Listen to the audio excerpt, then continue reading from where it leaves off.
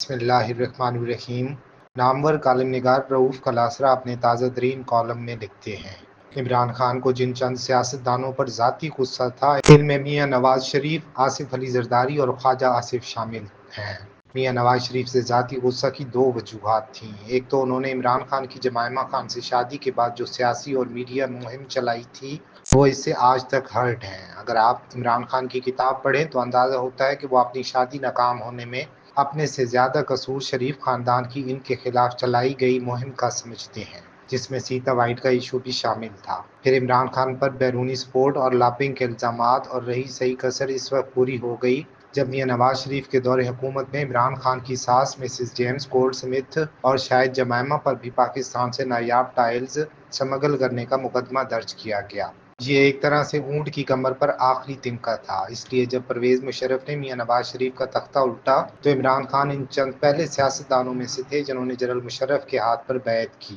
عمران خان نے مشرف کو صدارتی ریفرنڈم میں بھی سپورٹ کیا، بلکہ اپنا ووٹ بھی ڈالا کہ خان کو امید تھی کہ جیسے جنرل ضیاء نے میاں نواز شریف کو وزیر اعلیٰ بنا کر نوازا تھا، اسی طرح جنرل مشرف انہیں وزیر اعظم بنائیں گے۔ لیکن جنرل مشرف جنرل ضیاء سے زیادہ سمجھدار نکلے اور عمران خان کو مکھن کے بال کی طرح نکال کر پہلے میر ظفر اللہ جمالی، پھر چودھری شجاعت حسین اور آخر میں شوکت عزیز کو وزیر اعظم بنایا، جنہوں نے توشہ خانے سے 1126 تحائف لوٹے، جن کی مالیت 2007 میں 25 سے 30 کروڑ لگائی گئی تھی۔ شوکت عزیز صاحب سب کچھ سمیٹ کر لندن لے گئے اور پھر کبھی واپس نہ آئے۔ شوکت عزیز کی اس لوٹ مار کی جو تفصیلات میں نے بریک کی تھیں، ان کو پڑھ کر آپ کو ہندوستان میں ایسٹ انڈیا کمپنی کے لارڈ کلائیو جیسے کردار یاد آ جاتے ہیں، جو اسی طرح ہندوستان سے صندوق بھر کر لندن لے گئے تھے۔ خان صاحب نے اپنی کتاب میں آصف علی زرداری سے نفرت کی وجہ یہ لکھی کہ جب وہ بے نظیر بھٹو کی دوسری حکومت میں شوکت خانم اسپتال کی مشینری کی درآمد پر کچھ رعایت لینے کے لیے بے نظیر بھٹو سے ملے تو زرداری صاحب نے روایتی مسکراہٹ کے ساتھ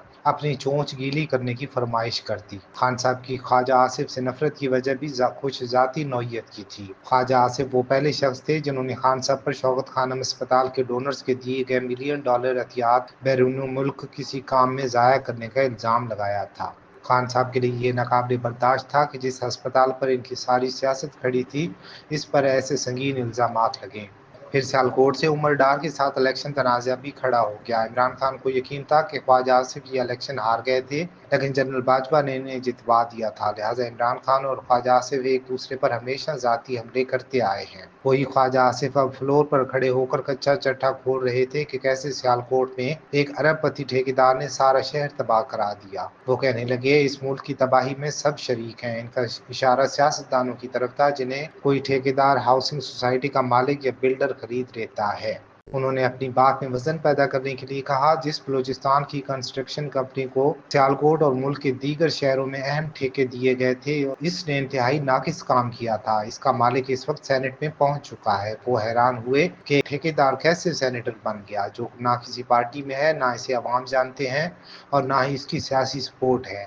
خواجہ صاحب کا مطلب تھا کہ اس نے صوبائی اسمبلی سے MPs کے ووٹ خریدے اور پیسے دے کر سینیٹر بن گیا، اور اب وہ اربوں روپے کے ٹھیکے لے کر ناقص کام کر کے ملک کو تباہ کر رہا ہے۔ یہ سب کچھ سن کر خیال آیا کہ ہمارے سیاستدانوں اور MPs کو خریدنا کتنا آسان ہے کہ ایک نیم خواندہ ٹھیکیدار پوری اسمبلی خرید لیتا ہے۔ دوسری جگہ سینٹ کی قائمہ کمیٹی کا اجلاس جاری تھا، جہاں DG نیشنل کرائمز ایجنسی وقار الدین سید سائبر کرائمز پر اپنی ٹیم کے ساتھ بریفنگ دے رہے تھے۔ انہوں نے انکشاف کیا کہ پاکستان میں جس پیمانے پر کال سینٹرز آن لائن فراڈ کر رہے ہیں، اس سے دنیا بھر سے فراڈیوں نے پاکستان کا رخ کر لیا۔